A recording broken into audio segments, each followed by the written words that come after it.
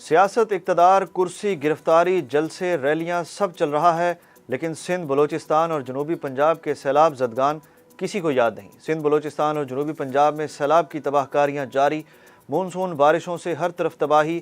خیرپور میں بارش سے مسجد کی چھت گرنے سے 10 سے زائد افراد جاں بحق، 100 زخمی۔ مسجد میں سیلاب متاثرین نے پناہ لی ہوئی تھی۔ علاقہ مکینوں کی جانب سے اپنی مدد آپ کے تحت امدادی سرگرمیاں جاری۔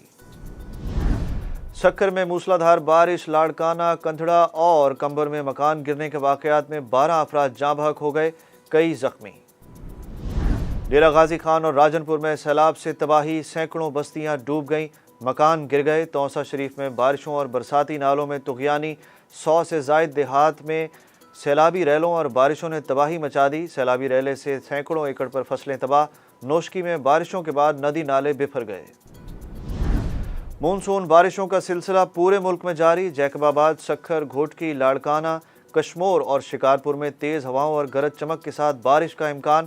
قلعہ سیف اللہ، ڈیرہ بگٹی، کوہلو اور لورا لائی میں بھی بادلوں کے برسنے کی توقع۔ پاک فوج کے دستے توسا، ڈی جی خان اور راجن پور کے سیلاب سے متاثرہ علاقوں میں بڑے پیمانے پر سول انتظامیہ کے ساتھ مل کر ریلیف اور ریسکیو آپریشنز میں مسلسل مصروف۔ پاک فوج کے دستوں نے سیلاب زدہ علاقوں میں پھنسے بزرگوں، خواتین اور بچوں سمیت مقامی لوگوں کو کشتیوں کے ذریعے امدادی کیمپوں تک پہنچایا۔ متاثرین میں پکے ہوئے کھانے سمیت 3000 راشن بیگز بھی تقسیم کیے گئے۔ Chairman P T I Imran Khan کے خلاف تھانہ مارگلہ میں مقدمہ درج، دہشت گردی کی دفعات شامل کی گئی۔ مقدمے کے متن کے مطابق عمران خان نے آئی جی، ڈی آئی جی اسلام آباد اور خاتون مجسٹریٹ کو دھمکیاں دیں۔ پولیس اور عدلیہ کو خوف زدہ کرنے کی کوشش کی گئی۔ عمران خان کے الفاظ نے ملک کا امن تباہ کرنے کی کوشش کی۔ کراچی کے حلقہ این 245 میں ضمنی انتخاب، غیر حتمی غیر سرکاری نتیجے کے مطابق پی ٹی آئی کے محمود مولوی 29,475 ووٹ لے کر جیت گئے۔ ایم کیو ایم کے معید انور 13,139 ووٹ لے کر دوسرے۔ ٹی ایل پی کے محمد احمد رضا 9,836 ووٹ کے ساتھ تیسرے نمبر پر رہے۔ آزاد امیدوار فاروق ستار 3,479 ووٹ لے سکے۔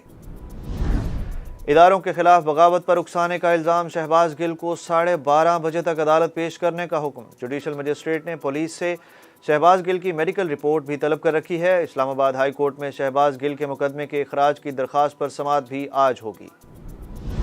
خیبر پختونخوا حکومت کی شہباز گل کے خلاف بغاوت کا مقدمہ کاؤنٹر کرنے کی تیاری۔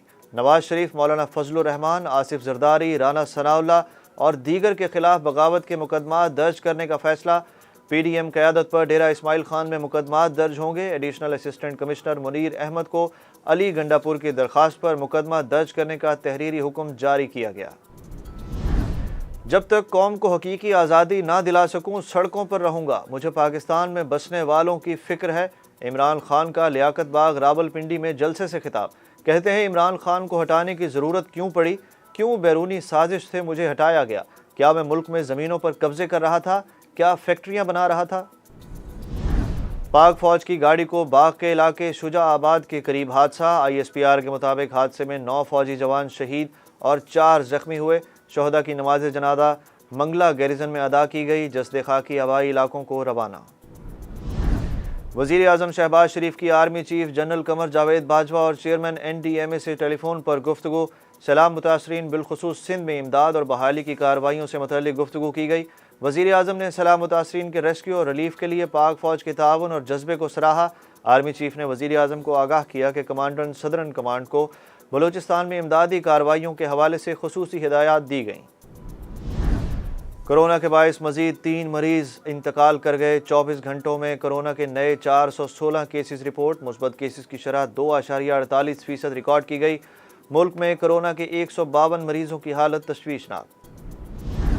اور پاکستان کا نیدرلینڈز کے خلاف کلین سویپ۔ شاہینوں نے تیسرا ون ڈے سنسنی خیز مقابلے کے بعد 9 رنز سے جیت لیا۔